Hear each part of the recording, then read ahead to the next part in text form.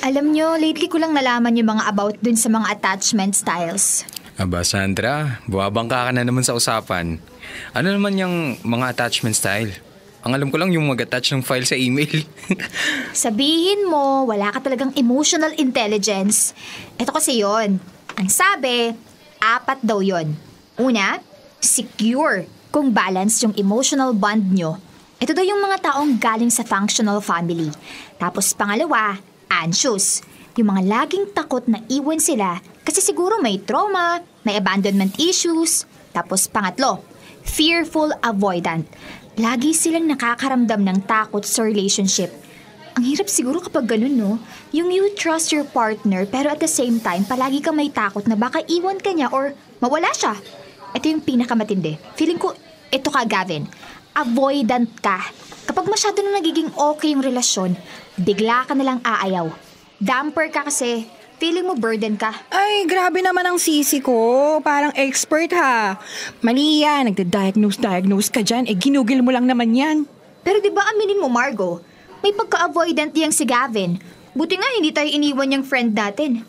Pero kapag may problema na siya, lagi nang nawawala. O sige na, Dr. Quack Quack. Kapag may problem ako, hindi na ako iiwas. Promise. Pero aminin mo, may cycle ka. Kapag mahal mo na yung babae, iniiwan mo na. Mahal ka namin at iniintindi ka namin dahil alam namin yung mga pinagdaanan at trauma mo sa buhay. Pero sana maging aware ka din kasi ayokong dumating sa point na magsisi ka na lang bigla dahil ang hilig mong sumuko kapag nagiging smooth ang lahat pagdating sa mga nakakarelasyon mo. Agi ako, Gavin. Bakit hindi mo kaya subukan magpa-therapy? Kung ganun nga lang kadali at ka-accessible, bakit hindi?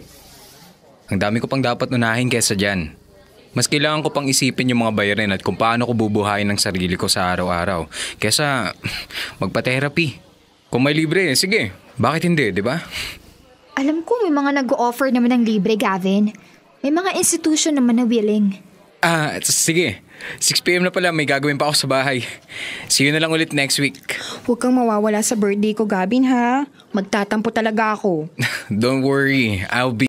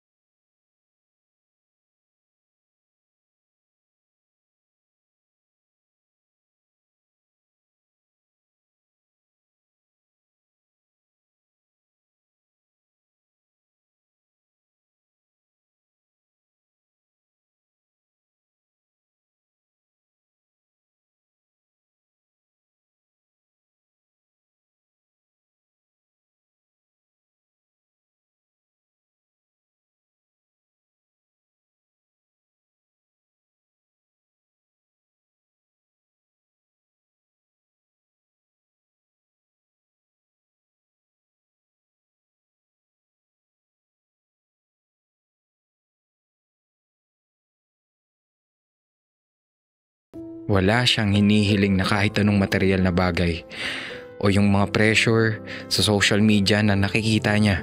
Ni minsan ay hindi ko siya narinig magsabi ng sana all. Palagi siyang nakangiti sa akin. Palagi niya lang gustong makita akong nasa ayos. Nakakapagpahinga na unti-unti kong nabubuhay ang sarili. na nakakaipon ako para sa pag-aaral ko at masaya na si Elaine kapag pinagtitimpla ko siya ng kape. Palagi niyang bukang bibig sa akin. Ito na ang pinakamasarap na kapeng natikman ko. Ang sabi sa akin ni Elaine, ako daw ang pahinga niya. Lagi siyang dumidiretso dito sa bahay kapag tapos na ang klase niya. Sinasamahan ko siya minsan sa mga lakad niya pagdating sa school kahit minsan ay nasasakripisyo na ang tulog ko. Dahil wala naman akong kayang ibigay sa kanya kundi ang aking oras na siyang lagi niyang pinagpapasalamat sa akin. Pero para sa isang katulad ko, ang oras ay pera. Hindi ako isang negosyante na kayang kumita habang natutulog. Bagkus ay kailangan kong isakripisyo ang tulog ko upang kumita ng pera.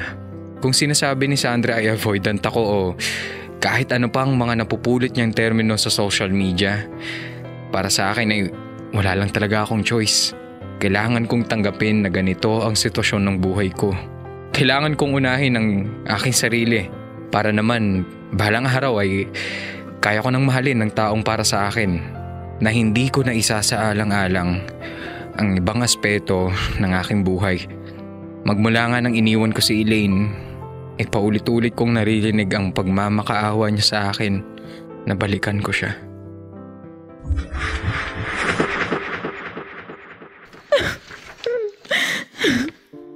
Babe, bakit nalalamig ka na sa akin? Bakit di mo na ako ganong nire-replyan? Dati hindi mo naman ako pinagbabawalan na pumunta dito sa apartment mo, diba? Sinasabayan pa nga kitang matulog. Wala namang kaso sa akin yun, Gavin. Gusto ko lang makasama ka. Ano bang nangyayari? Ano bang problema?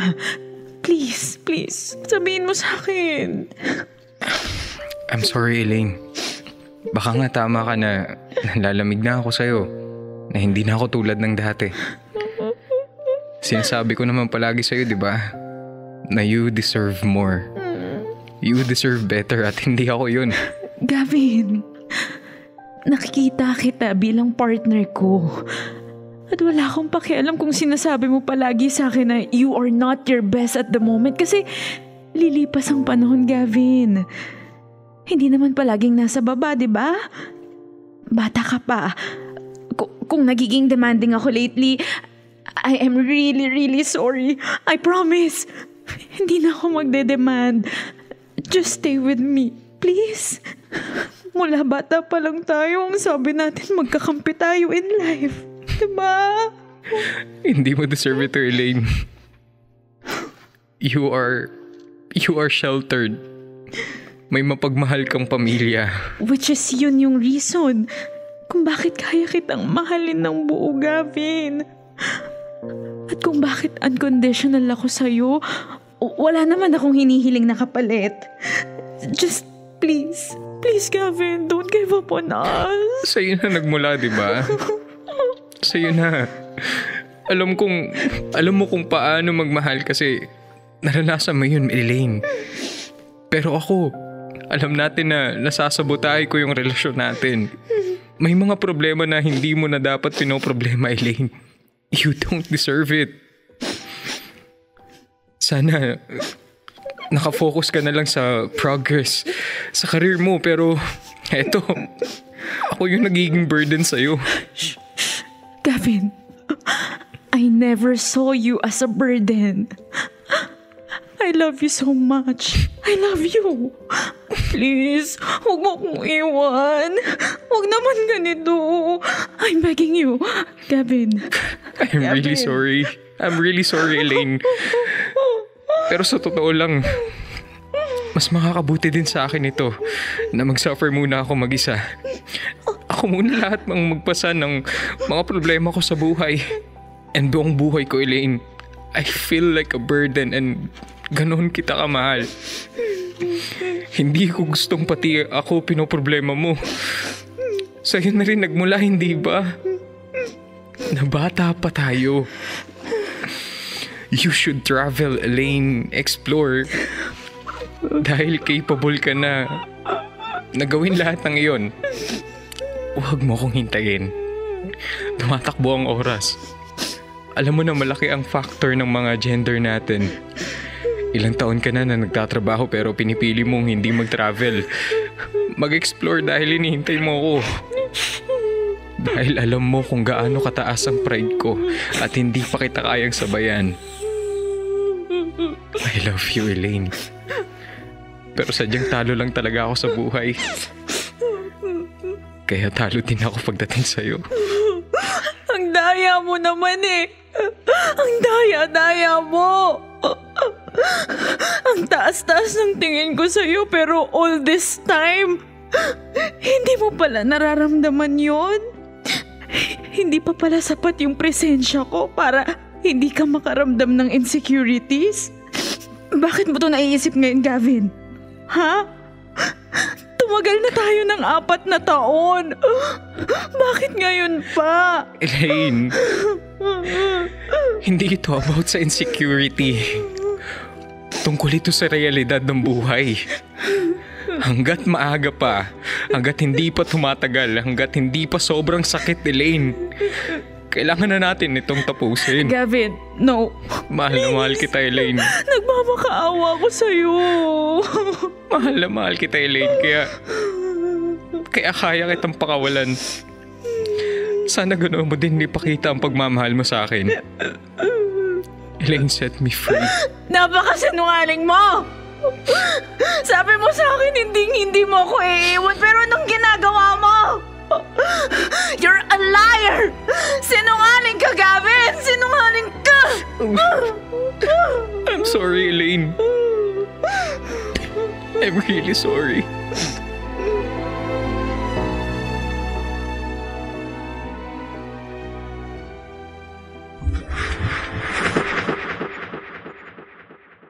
Dear love, nakita ko na lang ang aking refleksyon sa salamin na may mga tumutulong luha sa aking pisngi. Hindi ko alam kung katapangan ba o karuwagan ang ginawa ko sa aking relasyon kay Elaine. Ang sakit kasi na habang tumatagal ay mas nare-realize kong hindi ko siya deserve. Ang hirap din namang tanggapin ang isang biyayang alam kong hindi ko mapapangalagaan ng maayos dahil nasa punto ako ng buhay na kahit ang aking sarili ay hirap na hirap akong itaguyod.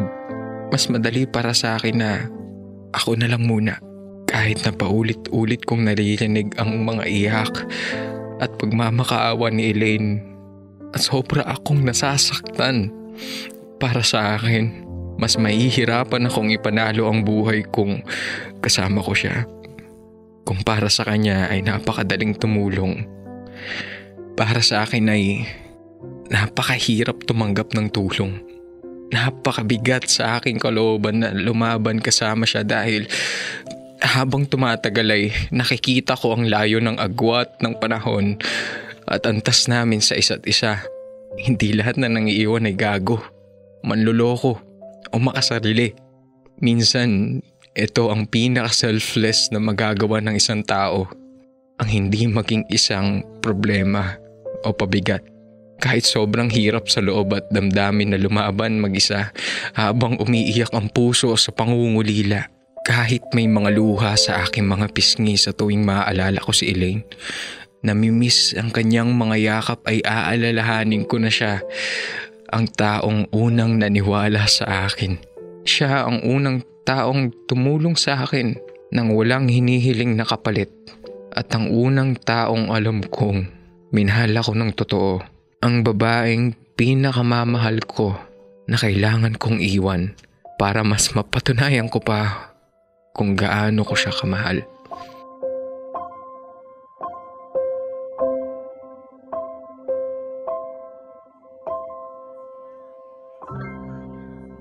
Mr. Dumper, buti naman at hindi mo kinalimutan yung birthday ko. Paano ko naman makakalimutan? Umaga pa lang tawag ka na ng tawag. Kulit ng kulit sa akin. Gavin, alam mo na ba? Talagang sasabihin mo, Sandra? Oo naman. Nang manghinayang yung mangiiwan sa ere na yan. Charot! Teka, ano yun, Sandra? Tingnan mo yung love of your life na si Elaine. May bago ng boyfriend. Wow! International trip agad ha? Saan nga yan? Sa Bali. Ayan oh, nakalagay naman yung location, doka ka. masaya ako para sa kanya. Yan naman yung gusto ko na mangyari. Hindi ko yung magagawa sa kanya lalo pa na full-time ako nag-aaral, di ba? Sabagay. Pero alam mo, ang tapang mo, no? Mahal mo talaga si Elaine. Tigilan mo na nga ang drama. Birthday ni Margo, di ba? Oo na, Mr. Avoidant. Pero Gavin, okay ka lang? Oh, okay lang ako. Masaya ako para kay Elaine. Masasabi kong good decision to. And masaya siya. Hindi natin alam. Sina ka talaga, Sandra. Tara na't kumain na tayo at pagkatapos ito, mag-karaoke tayo, ha? Ano? Game, Gavin? Kain na! Game! Sige, tara!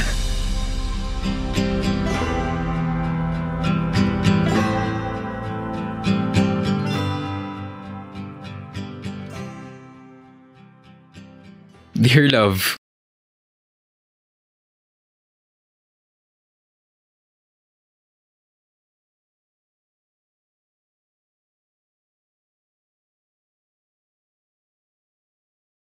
kung sa hinaba-haba ng panahon ay kami pa rin, ay baka nga kami talaga.